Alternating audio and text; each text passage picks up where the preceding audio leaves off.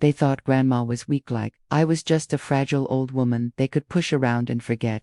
What they didn't know was that every wrinkle on my face was a reminder of battles I had already won, sacrifices I had already made, and storms I had already survived. The betrayal cut deep when I overheard them whispering, calling me a burden, saying I was better off out of the way. My own family, my blood, was plotting against me like I was nothing but furniture. They couldn't wait to move out. That night, as I sat alone in my room, I felt the sting of every cruel word, every dismissive laugh, and every look of pity.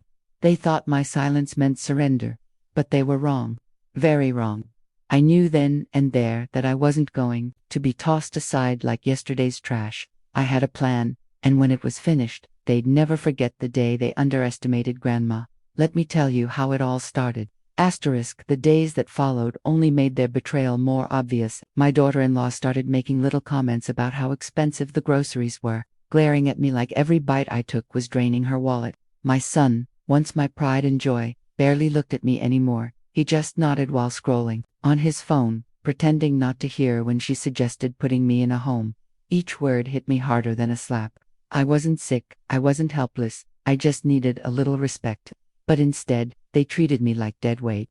I kept quiet, but inside, the fire grew hotter. They thought I was too old to notice their secret bank meetings, their sudden interest in my savings, and the way my jewelry box was suddenly moved from my dresser. They thought Grandma's eyes were too dim and her mind too slow. But I saw everything. And while they thought I was shrinking into silence, I was quietly piecing together my revenge. I started by pretending to be exactly what they thought I was: weak, confused, and dependent. When my daughter-in-law would forget to cook me dinner, I thanked her sweetly and nibbled on crackers in my room, all while jotting down every detail of their mistreatment in a little notebook I kept hidden in my knitting basket. My son thought I didn't notice when he logged into my online banking under the excuse of helping me manage things, but I kept track of every suspicious transfer. I even played up the act, asking innocent questions like, "Oh dear, where did that money go?" just to watch him squirm. They were greedy and careless, and I let them believe I was harmless. That was their mistake. I was building a case: every insult, every shady transaction, every stolen moment of respect. They thought Grandma was fading away, but in truth, I was sharpening my mind like a blade. And soon, I'd cut through their little game with precision they never saw coming. The turning point came when I overheard them whispering late one night in the kitchen. My daughter-in-law was pressing my son, saying it was time to speed things up, that selling my jewelry and house could solve all their problems. My heart pounded, but instead of breaking down, I smiled quietly in the dark. I knew then my revenge had to be more than just exposing them. It had to make them feel the same helplessness they forced on me. So, the next morning, I called my lawyer, the one they didn't even know I still trusted. Together, we updated my will and put my assets in a trust they couldn't touch. Then I did something that would really sting. I invited a few neighbors over for tea, making sure they noticed how thin I looked and how often my son snapped at me. I wanted whispers to spread, because when people start asking questions, predators get nervous, and nervous people make mistakes. My trap was nearly ready.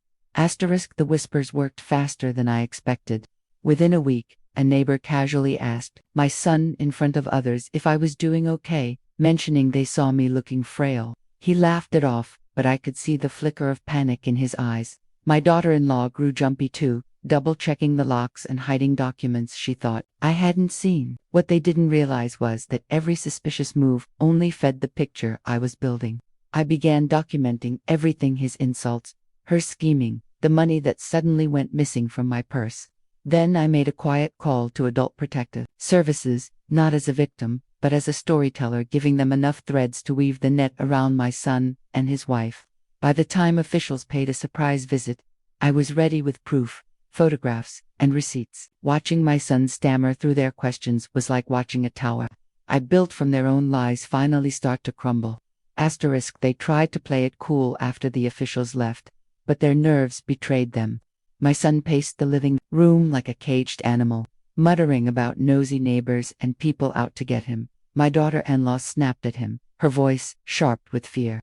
And for the first time, I saw cracks in their partnership. I stayed quiet, rocking in my chair like an old woman too fragile to notice the storm swirling around me. But inside, I was savoring every moment. The visits didn't stop. After one brought more questions, more pressure, and fewer lies they could keep straight. My son started drinking heavily, while she made desperate calls late at night, whispering about lawyers and money. The air in the house grew tense, filled with suspicion and paranoia. They didn't know that every word, every slip, was only tightening the noose they had hung themselves with. One night, I overheard them arguing louder than ever. My son was slurring his words, accusing his wife of being the reason investigators kept coming back. She fired back, blaming him for being careless, shouting that he never should have tried to put everything under his name so quickly after my husband's death. My heart pounded at that confession finally, something concrete that would bite them later. I made no move, no sound, just sat in my room with the door cracked, listening as their greed tore them apart. The next morning, he stormed out, and she stayed locked in the bedroom, crying into the phone. That's when I called the officer back and told her, "If you come tonight, you'll hear everything you need straight from their mouths." It was the boldest move I'd made yet, but I knew the timing was perfect. They were too busy fighting each other to notice that I had just set the trap. That evening, I kept my routine as if nothing had changed. I sat quietly in my chair, knitting, while the officer parked her unmarked car down the street. My son came home drunk again, slamming doors, his wife chasing after him with papers in her hand. They didn't even notice the small recorder clipped under the table, placed there by the officer earlier. Their fight escalated fast. He shouted that the house was rightfully mine, and she screamed back that they had already forged documents to make it theirs. Every word spilled out, every detail laid bare, and I knew the officer was listening from outside. I felt a strange calm wash over me, like the storm was finally breaking. For once, I wasn't powerless. I was the one pulling the strings. The next morning, it all came crashing down for them. Police cars rolled up the driveway while I sipped my coffee, the steam curling like victory between my fingers. My son's face went pale when the officers cuffed him, his wife shrieking as they hauled boxes of forged papers and stolen checks out of the house. The neighbors watched from their porches, whispering, pointing, and for once, it wasn't me they pitied, it was them. I didn't shout, I didn't gloat. I just stood tall on that porch, a woman they thought was too weak to fight back. But in the end, it was my patience, my silence, and my plan that destroyed them. They thought Grandma was fragile, but I was the storm they never saw coming.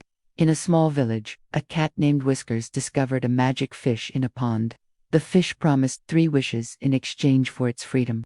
Whiskers wished for endless fish, a cozy bed, and a bell that rang softly. The fish granted all 3 wishes and swam away, leaving Whiskers content and purring in the sun.